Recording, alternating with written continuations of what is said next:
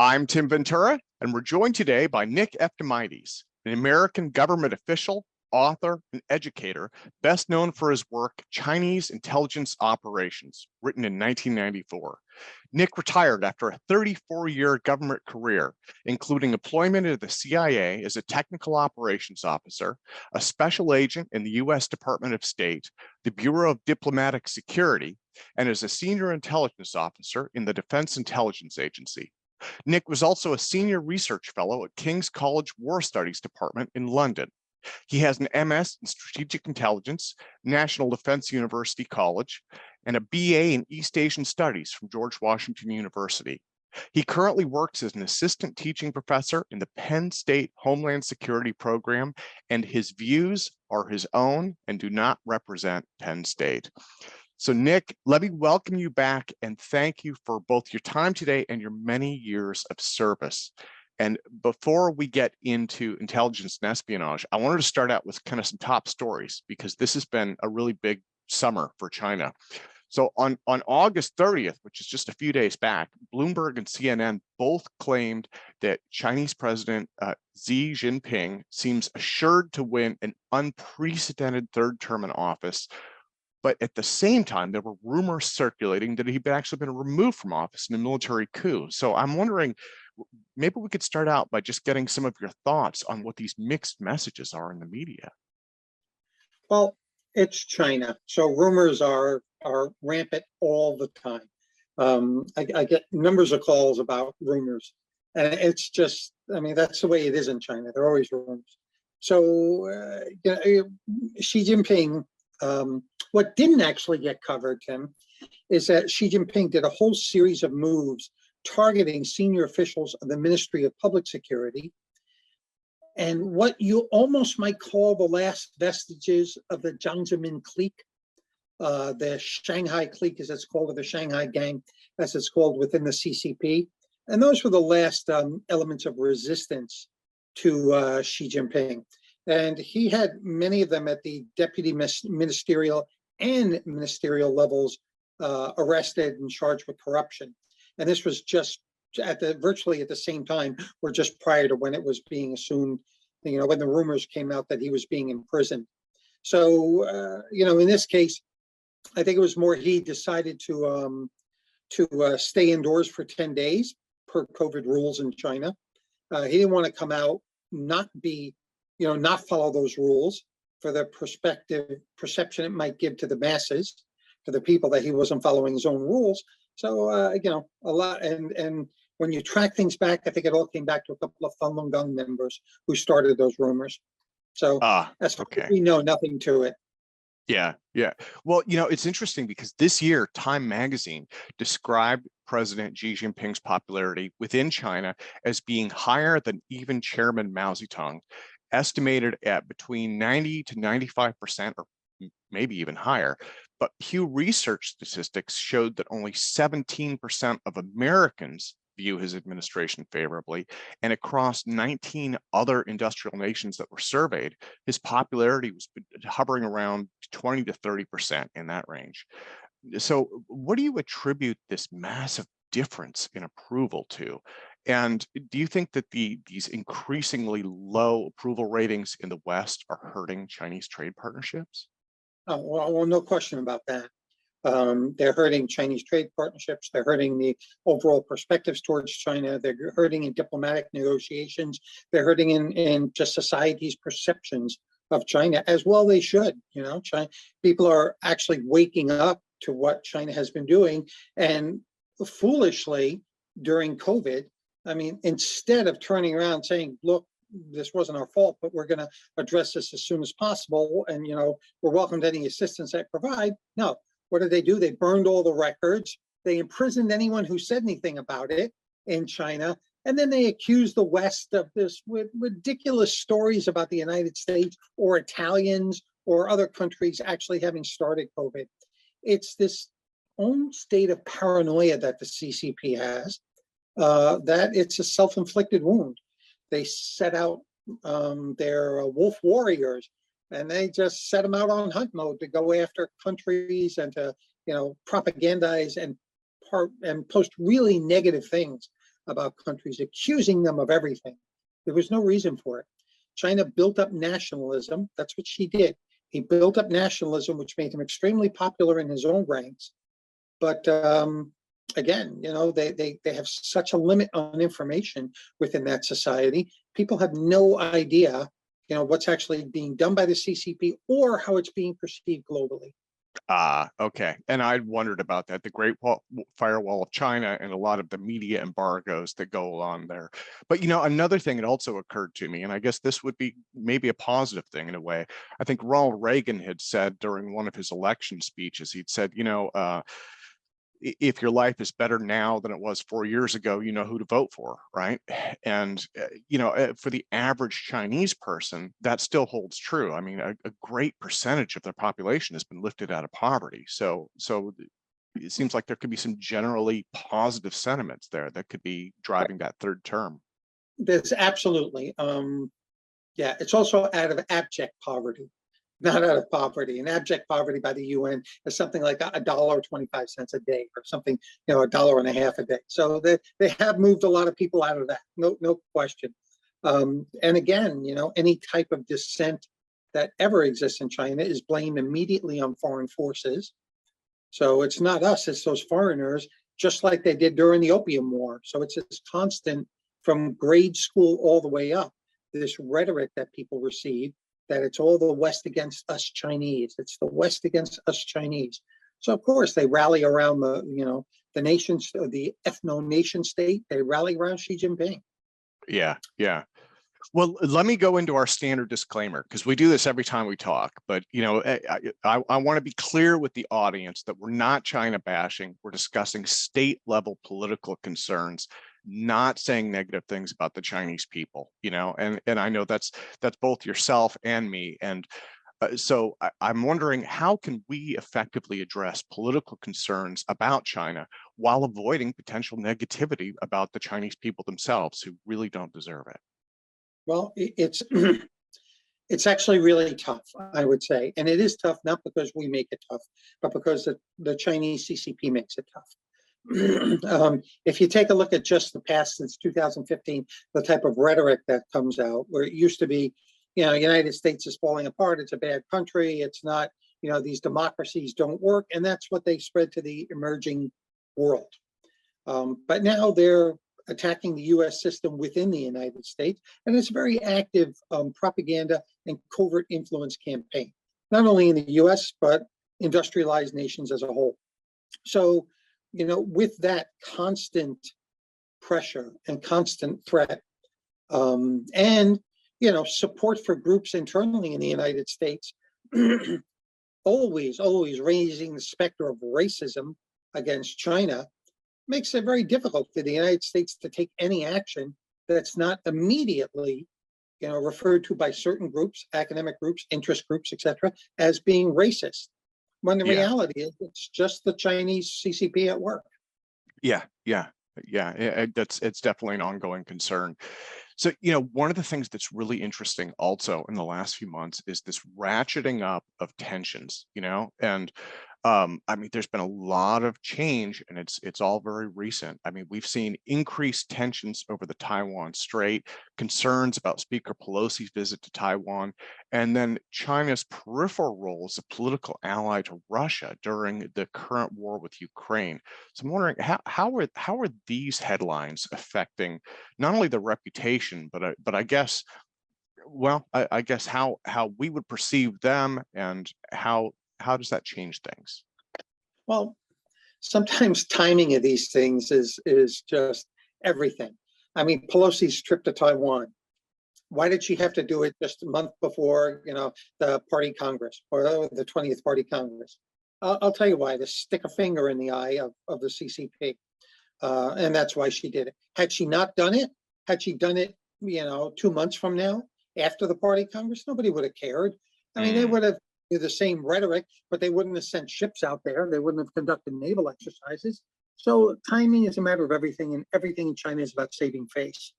So, when the US perceived the United States does something like that, it is of course perceived in the most negative sense and threatening sense even if it wasn't intended that, that way. So that's issue number one with this. Issue number two is just bad decisions sometimes. We all make them and nation states make them. So, China, Xi Jinping meets with Putin, is aware that the invasion is going to happen. The invasion happens. And guess what? They were both wrong, which is why Putin fired his intel people, right? Because the Ukraine didn't fold. Imagine how much of a shock for Putin, and imagine how much of a shock for Xi Jinping, who says, uh-oh, I just committed to this person. And now all of a sudden they're not winning like they said they were going to. And it winds up to be a very dragged, long drawn out conflict, which doesn't serve either of those organizations. Actually, China is very, very smart in its policy formulation. So I'm going to say ultimately this will serve China, because Putin will be knocked down a peg by the West, regardless of the outcome here. His status in the West, Russia's status in the West will all be considerably diminished. And that's fine with China. That puts Putin in a similar position as North Korea, making them the junior partner in the relationship.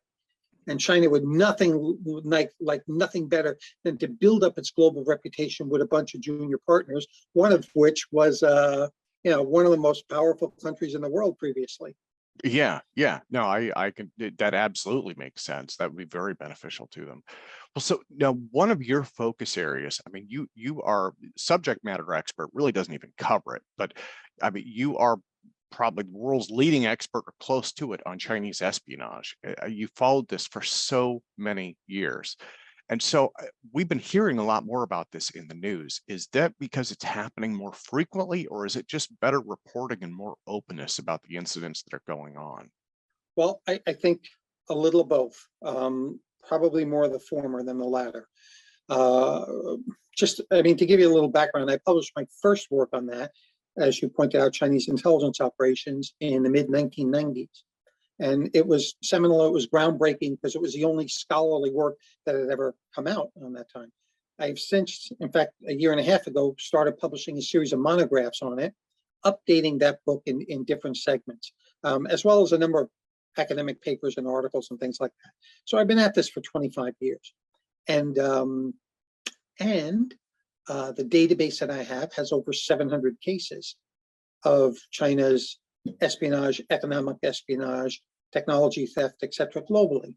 So when you have that type of data, you can see trends over time, which is what you're asking about. And what you see is actually an increase really starts in around 2004, 2005. Then you can see the cases start to spike.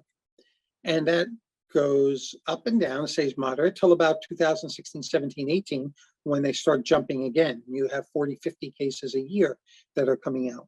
So that era in 2004, 2003, around there, China calls, once 9/11 happened, China dubbed that as an era of strategic opportunity.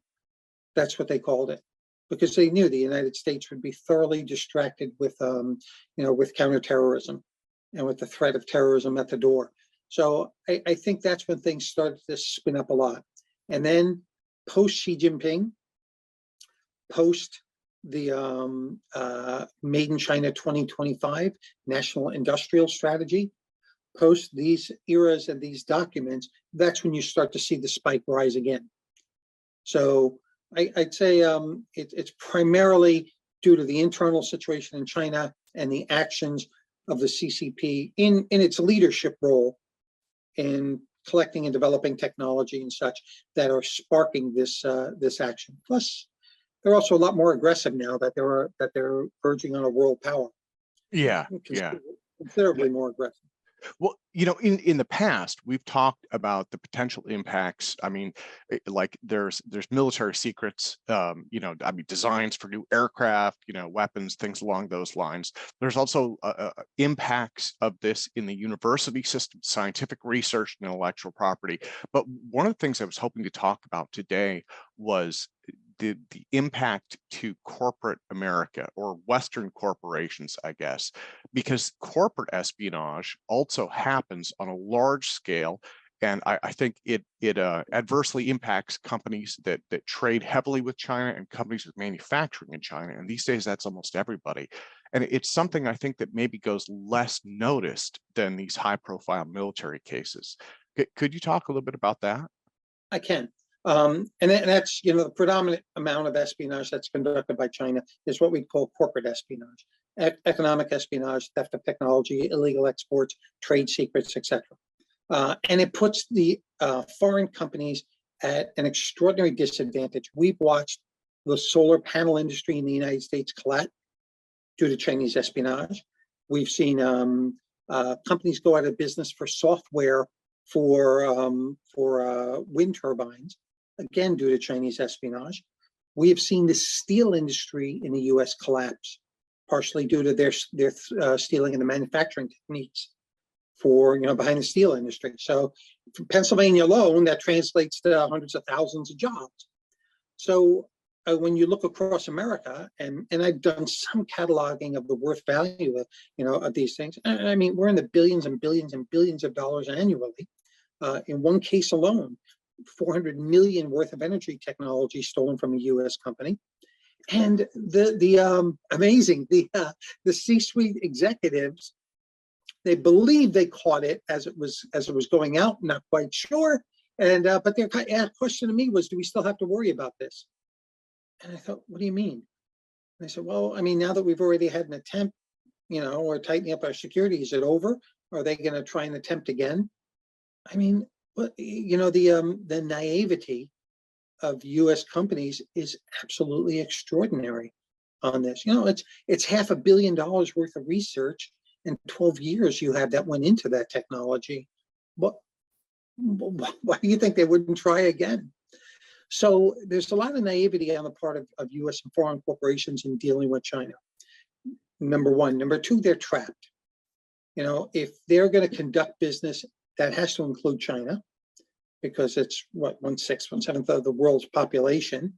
China knows this and exploits it to the maximum, whether it's forced technology transfer or outright theft of intellectual property. China does this, almost without, a response. And the foreign corporation is powerless to say anything. ASML is a classic example of this. Had their technology stolen by a Chinese company. And this is the one making the #1 highest end semiconductors in the world, Dutch company. And publicly, they categorically denied anything had happened and that they were fine in China, etc. And then I went into the transcripts of their suit against the Chinese company. And it's detailing out how everything was stolen and how, these people had breached their trust and stolen everything and penetrated their systems, even though, one public face, not a problem. We don't want to say anything negative about China, but because they're making a fortune in China. And the private face is they're killing us. They're stealing from us. Same thing with TikTok. TikTok, which knows it, I'm sorry, not TikTok, Twitter. It absolutely knows it has Chinese Ministry of State Security asset internally. The FBI told them and briefed them that.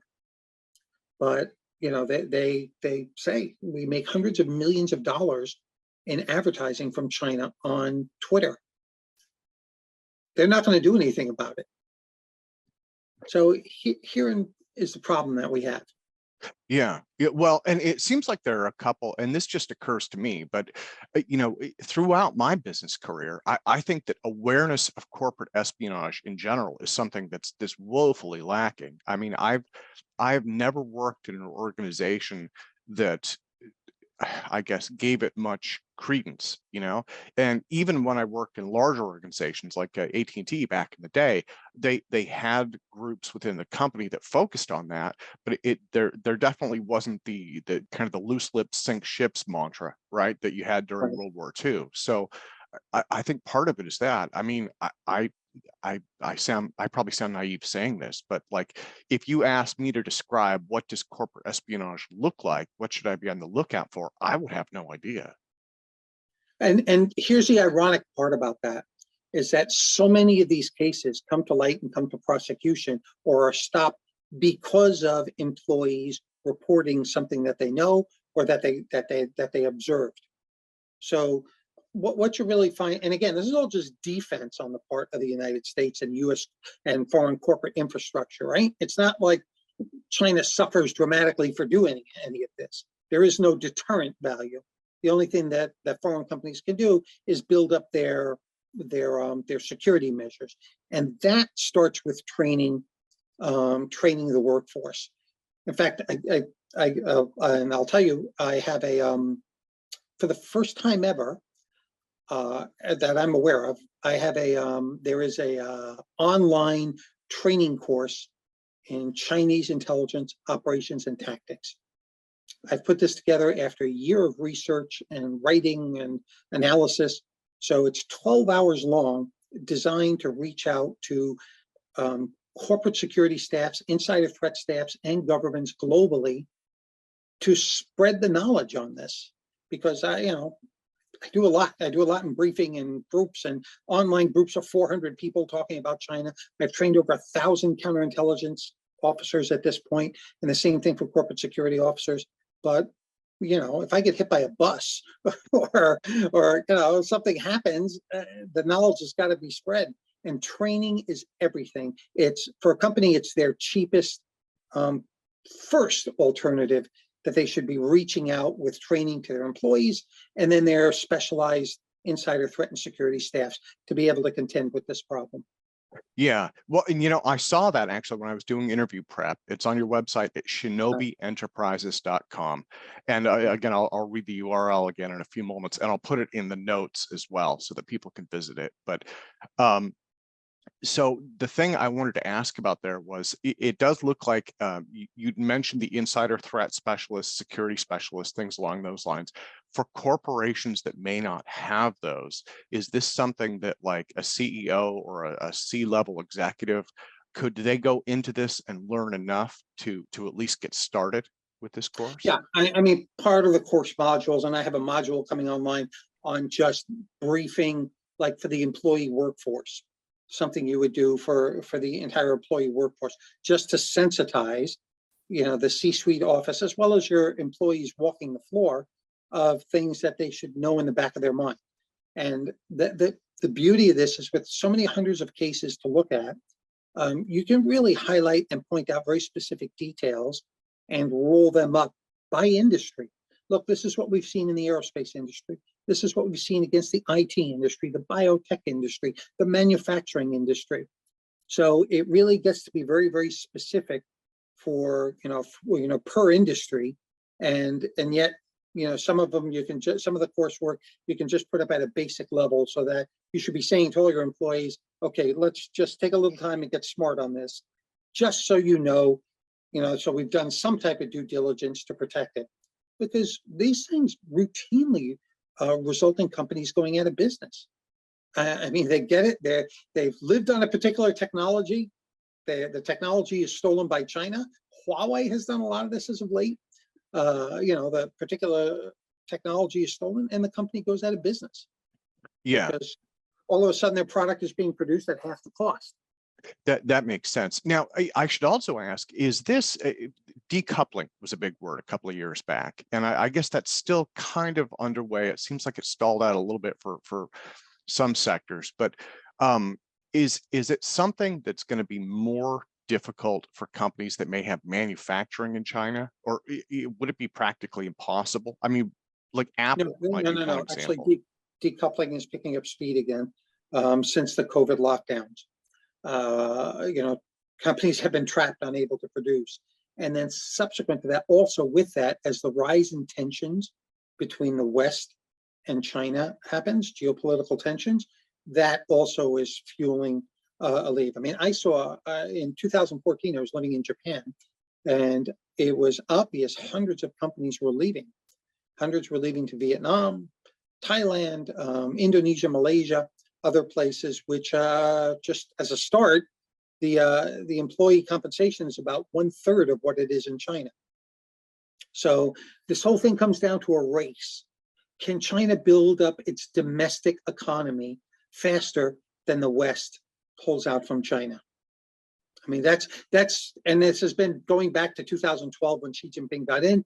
That was always the stated plan, the gamble to build, and you see it in the last party Congress, you'll see it in this one too, to build up the economy, to the point where it can be self-sustaining, like Japan's was, or the US was, or is, where those economies fuel innovation and growth, annual growth rates. China's doesn't at this point. There's still a whole lot in poverty, and they haven't developed the internal infrastructure. And as the West walks, they get in a more tenuous position. Okay. Now, for companies here, when they're looking at their assets here in the United States, and again, this goes back to concerns about state level, corporate level versus versus individual, but it seems like a really delicate issue with these cases of Chinese nationals in the USA with access to sensitive materials who have been caught transferring that property back to Chinese organizations. How can Western corporations address this while still remaining sensitive to concerns about discrimination and the need for equal opportunities? So it's really actually horrible that what I've seen out of the academic community and certain special interest groups, because they've really made this into a racial issue. When if you take a look at something like the FBI's China initiative, it's not a racial issue at all. I mean, in fact, the investigative process really lays out pretty simply. You know what China's technology requirements are, number one. You look and those are public. You look at what grants the US government is giving out that match those, number two. Again, those grants are public. Number three, you look at who's won those grants, and if they've listed on their forms that they're, whether they're doing business working in China or not. Most of that's public anyway. And number four, you look that person's name up online and see if they're highlighted in a Chinese university. Because in order to get any advantage into bringing in these scholars, China has to advertise the fact that they are working for China, or that they have been working for China. It's 4 simple steps. 3 of those 4 are completely, open and public information, and it's got nothing to do with China. Nothing to do with ethnic Chinese. It doesn't matter. You're just looking at whoever won a contract. So, the academic community, for its own selfish reasons, and I know I'm in that community,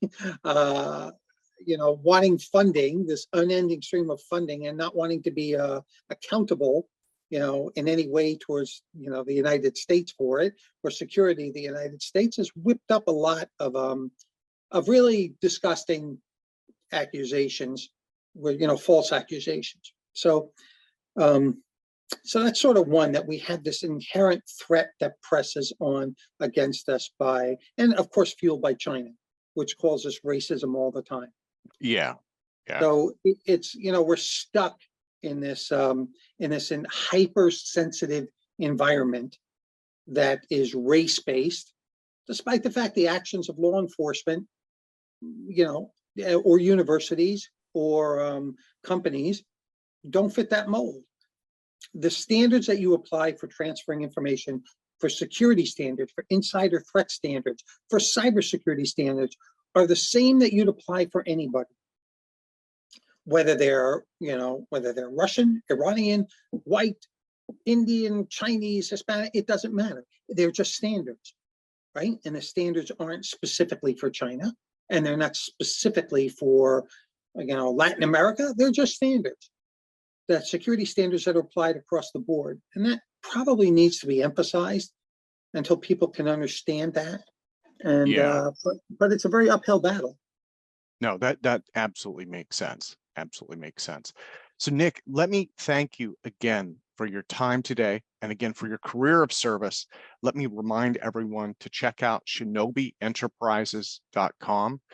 And you have the online course, you have Chinese intelligence operations, and you're updating and building off of that book as well.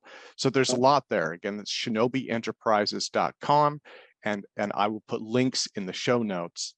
Let me close by asking Tim, let me just, I'll mention one thing. One of the pages there I have, a library page, has all my articles and interviews like this and papers that I publish in academic journals, all listed for free. So if anyone wants to spin up on this issue, that's sort of the global library that you go to find it all in one place. Wonderful. Nick, thank you again, sir. Thank you so much. This is something that I keep seeing in the news over and over and over again. Right.